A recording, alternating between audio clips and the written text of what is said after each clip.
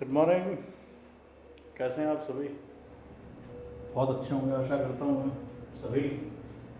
और हर बार यही कह देता हूँ, पढ़ रहे होंगे, चिल मार रहे होंगे, लेकिन चलो फिर भी थोड़ा थोड़ा काम करते रहो यार मित्रों, थोड़ा थोड़ा काम, ताकि गाड़ी चलती रहे।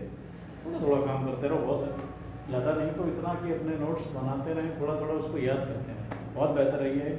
क्योंकि सत्र बहुत बड़ा है तो उसको अच्छे से ही काम करते जाओगे तो अच्छी तरीके से आगे निकल पाओगे। तो अब जो हमने टॉपिक करना है वो साइंस 10th क्लास का टॉपिक करेंगे, ठीक है। उस टॉपिक का नाम है ओम्स लॉ। Ohm's law. आज ज़्यादा देर क्लास नहीं लेता हूँ, 10 मिनट की लूँगा, ठीक है। ओम्स लॉ क्या था? कल हमने एक चीज़ देखी थी कि there is a direct relation between V and I। V is directly proportional to I आया था। कल हमने जो एक्टिविटी की थी उस वीडियो को पक्का देख लो। फिर मैं थोड़ा सा रिवाइज कर देता हूँ कि मैंने यहाँ बैटरी लगाई थी और यहाँ फर्दर और बैटरी थी, फर्दर और बैटरी थी, फर्दर और बैटरी थी। इनको मैंने कनेक्शन बाद में करना था। यहाँ पे मैंने एक कनेक्शन और दिया था। यहाँ क्या था? आपका लोड था, साथ में वोल्ट मीटर था, और फिर ये एम मीटर था, और फिर ये। तो कनेक्शन कैसे होते हैं एम मीटर के? नेगेटिव नेगेटिव, पॉजिटिव बैटरी का पॉजिटिव। तारें देख लें आप इस तरीके से लग रखी हैं, नेगेटिव नेगेटिव से। इसका भी देख लो, तार ये गई ये गई ये, तो ये तार नेगेटिव पे जा रही है, और यहाँ से ये देखोगे तो ये तार पॉजिटिव पे जा रही है। बिल्कुल सिंपल से कनेक्शन है कि तारें किस तरीके से कहाँ जा रही हैं, आपको ये चीज़ ध्यान रखनी है। बड़ा ही सिंपल है अगर आप कनेक्शन करना जानते हैं तो इसका। तो एम मीटर ऑलवेज किस में कनेक्ट होता है ये हमें पता है, बार बार हमें पढ़ लेना है इस चीज़ को। एम मीटर सीरीज में कनेक्ट होता है, और वोल्ट मीटर आज मैं लास्ट में, नहीं तो कल देखते हैं। वोल्ट मीटर किस में कनेक्ट होता है? पैरेलल में। और ये किसको नापता है? करंट को। और ये किसको नापता है? वोल्टेज। ये तो हमें पता चल गया कि करंट को कौन नाप रहा है, वोल्टेज को कौन नाप रहा है। वोल्ट मीटर वोल्टेज को नापता है। और तब एक बहुत ही दुखद घटना, बार बार ढक्कन गिर रहा भैया, कोई बात नहीं, ठीक है। तो ये एक्टिविटी थी, पीछे जाके जरूर से ज़रूर लास्ट वीडियो में देख लीजिए कि किस तरीके से वो एक्सपेरिमेंट हमने किया था कि V is directly proportional to I है, यही ओम्स लॉ है, और इसी को हम आज लिखने वाले हैं और समझने वाले हैं। तो ओम्स लॉ क्या कहता है? इन an electrical circuit,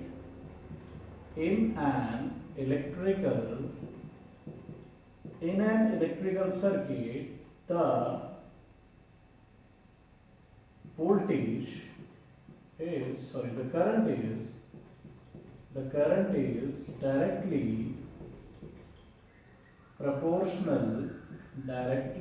proportional to the voltage, to the applied voltage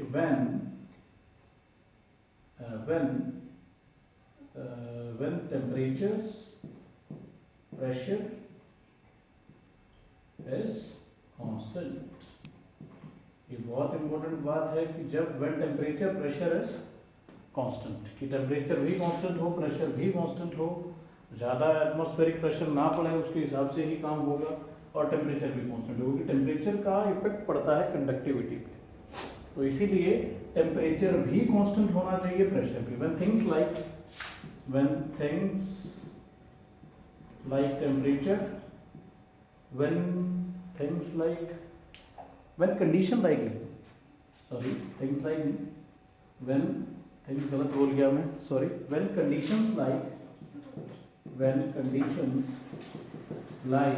temperatures, pressure remains constant।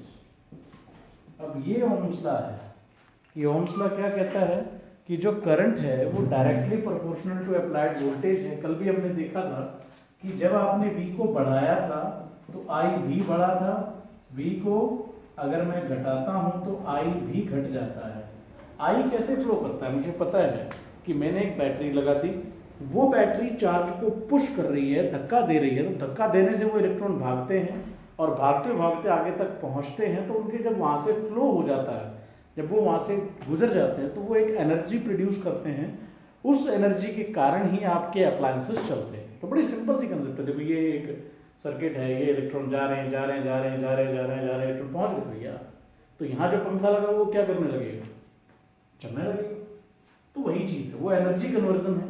तो ओम्स लॉ की डेफिनेशन आप अच्छे से याद कर लें, पेपर में 2 मार्क्स के लिए हर बच्चा याद रखे इसको कि in an electrical circuit the current is directly proportional to applied voltage when conditions like temperature pressure remains constant. तो अब मैथमेटिकली अगर आप देखोगे इसको, मैथमेटिकली अगर मैं देखूं, मैथमेटिकली बहुत इंपॉर्टेंट है कि आप देखते हो कि V is directly proportional to I लिखा जाता है। इस डायरेक्टली प्रोपोर्शनल को हटाने के लिए, क्योंकि इसे क्वांटिटी बनाने के लिए या इक्वल लिखने के लिए हमें यहां पर कुछ मल्टीप्लाई करवाना होगा, तो वो मैंने ले लिया RI। और जो ये R है इसको बोला जाता है प्रोपोर्शनैलिटी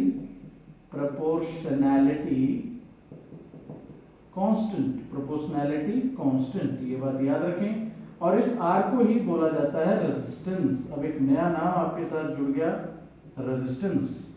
ठीक है, तो V is equal to RI, यहां से फॉर्मूला निकल के आया V is equal to IR। This is the important formula कि V का क्या फॉर्मूला बन गया, IR। कि जब आपने किसी भी सर्किट के अंदर अगर वोल्टेज को देखोगे तो वो किसके बराबर होगा, product of current and the resistance. तो ये बात हमें क्या बता रही है कि जो वोल्टेज है in a circuit is equal to product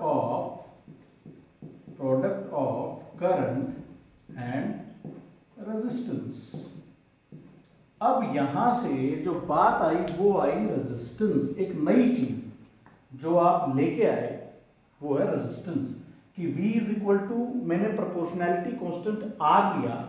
वो R क्यों लिया, देखो एक बार इस चीज को कि मान लो ये सर्किट है, ठीक है, यहां पे आप एक वोल्टेज लगा देते हो। भैया बिल्कुल ध्यान से सुनना इस चीज को।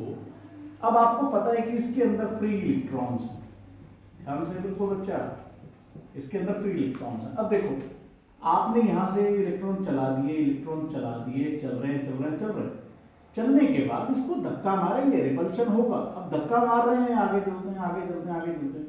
लेकिन एक बात बताओ, जब ये आगे चल रहे हैं तो इनके बीच में कोलिजन हो रहा है।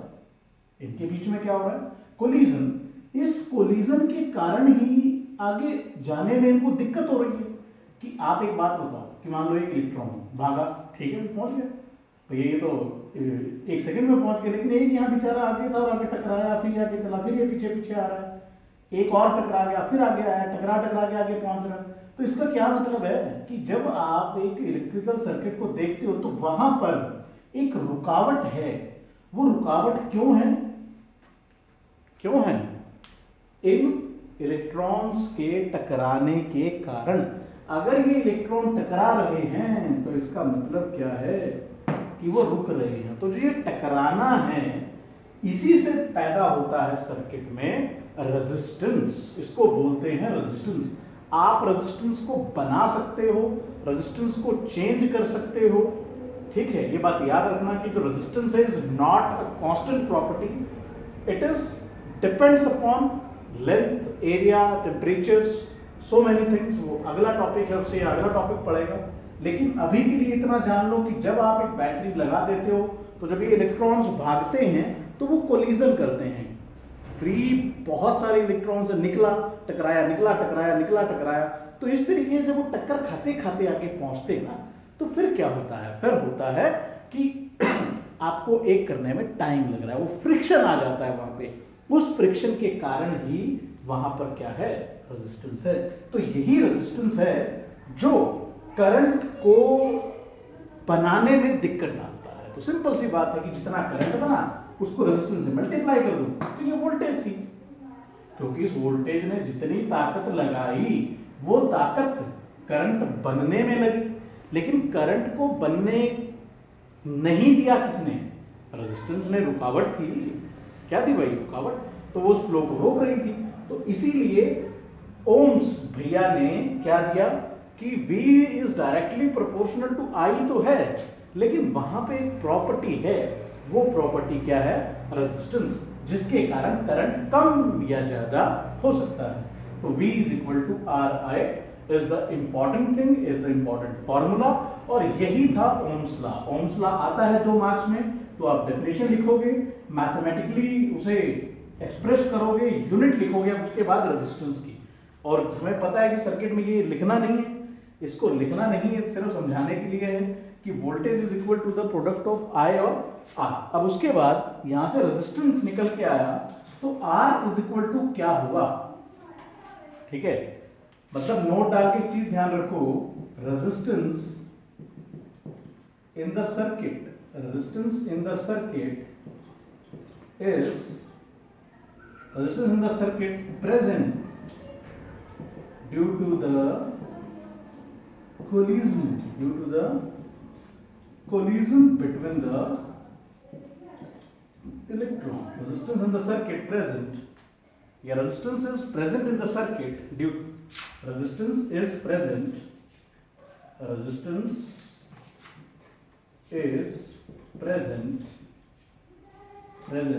in the circuit due to the collision between the electrons। तो ये बात आप जान लें, कोलिजन होगा तो ही रेजिस्टेंस होगा। मैं आगे 12th वाली बात नहीं लेके चल रहा, इतनी ही बात ध्यान रखो कि रेजिस्टेंस क्यों है। और रेजिस्टेंस की जो डेफिनेशन है वो क्या बनेगी, ये तो आपको नोट डाल के ध्यान रखना है। तो रेजिस्टेंस क्या होता है, resistance is the property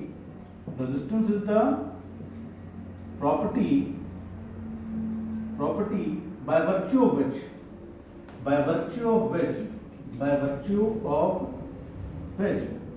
the current is opposed, the flow of current is opposed, the flow of current is opposed। बड़ी सिंपल सी डेफिनेशन है कि resistance is the property by virtue of which the flow of the current is opposed. कि आप जब, simple सी बात है भाई, फिर यहां आ जाओ कि करंट बहने की कोशिश कर रहा है, लेकिन वहां पर रेजिस्टेंस है किसके कारण, इलेक्ट्रॉन्स के कोलिजन के कारण, जिसके कारण आपका जो करंट है वो नहीं बह पा रहा। तो वही रेजिस्टेंस है जो प्रॉपर्टी है जो क्या नहीं करने देता, करंट को फ्लो होने नहीं देता। तो अगर मैथमेटिकली देखोगे तो फिर क्या होगा, अगर मैं मैथमेटिकली देखूं, mathematically R is equal to कितना होगा, V by I. R is equal to क्या होगा, V बाय आई। और यूनिट ऑफ रेजिस्टेंस क्या है, OHM। ये इसकी ओम ने ही इसको दिया था, तो ओम इसकी यूनिट है। और सिंबल ऑफ